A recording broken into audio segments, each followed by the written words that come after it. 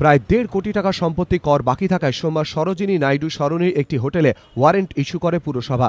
পরে বকেয়ার কিছু টাকা মেটানোয় ওয়ারেন্ট প্রত্যাহার করে নেওয়া হয়। পুরসভা সূত্রে খবর, 2002 সাল থেকে সম্পত্তি কর মেটায়নি সংশ্লিষ্ট হোটেল কর্তৃপক্ষ।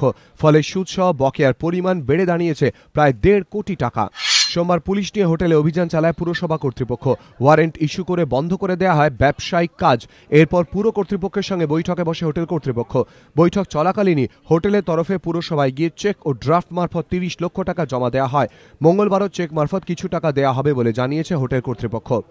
আমরা সকাল 12টা থেকে এই হোটেলে ওয়ারেন্ট করেছিলাম এবং এতক্ষণ আমাদের সব স্টাফ এবং অফিসাররা এবং কলকাতা পুলিশের ফোর্স পুরো এখানে অবরোধ করেছিলাম। আমরা আমাদের হেড অফিসে গিয়ে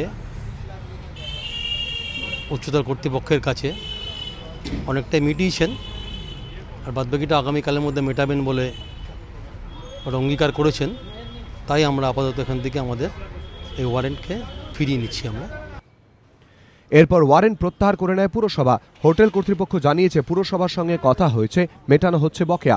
অর্ণব মুখোপাধ্যায় ও সত্যজিৎ বৈদ্য, এবিপি আনন্দ, কলকাতা।